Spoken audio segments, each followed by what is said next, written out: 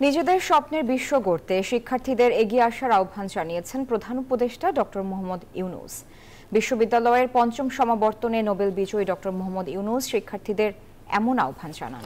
পাশাপাশি আত্মনির্ভরশীলতা ও সামাজিক ব্যবসার ইতিবাচক অর্থনীতি গড়ে তোলার তাগিদ দেন শিক্ষার্থীদের। চট্টগ্রাম থেকে বিস্তারিত জানাচ্ছেন মারুফা রহমান। চট্টগ্রাম বিশ্ববিদ্যালয়ের পঞ্চম সমাবর্তন। দীর্ঘ 9 বছর পর সমাবর্তনে অংশ নিতে পেরে উচ্ছ্বসিত শিক্ষার্থীরা। আনন্দের ক্ষণ আরও রাঙিয়ে তুলেছেন সমাবর্তনের প্রধান অতিথি নোবেল জয়ী ডক্টর মোহাম্মদ ইউনূস। অনেক খুশি লাগতেছে, মা বাবার প্রতি অনেক কৃতজ্ঞতা। আজকে এই অবস্থানে আমরা আসতে পেরেছি, শিক্ষকদের প্রতি কৃতজ্ঞতা।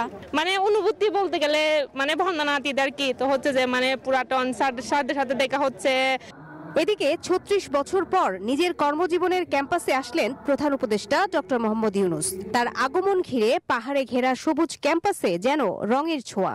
22,600 শিক্ষার্থী বিশ্ববিদ্যালয়ের স্বীকৃতি অর্জন করলেন এই সমাবর্তন থেকে।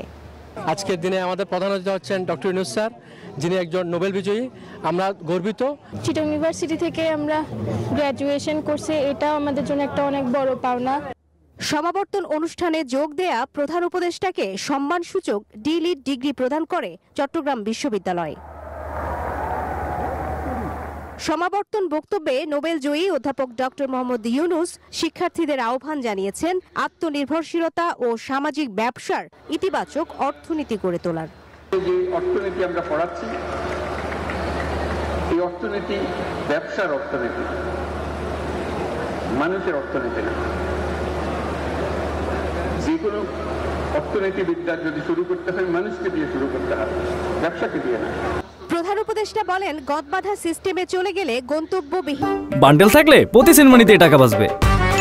বিকাশ সেনমানি বান্ডেল কিনে জিতুন প্রতি লেনদেনে। ঠিকানায় পৌঁছানো হবে। বলেন, পৃথিবীর ভবিষ্যৎ নিজেদের হাতে। গবেষণার মাধ্যমে পুরো বিশ্বকে নিজেদের আয়ত্তের মধ্যে রাখতে হবে। এই ধরনের শিক্ষা ব্যবস্থা চাই, এগুলো আমার মনের মাধুর মিশিয়ে আমাকে বের করে নিতে হবে। গতের মধ্যে ঢুকে গেলাম, যা আছে সেটা মেনে নিলাম, তাহলে কিছুই পাল্টাবে না, কিছু পরিবর্তন হবে না। ডক্টর ইউনূস তার বক্তব্যে নতুন গ্র্যাজুয়েটদের সামনে একটি মানবিক, টেকসই এবং উদ্ভাবন ভিত্তিক ভবিষ্যৎ গড়ার বার্তা দেন।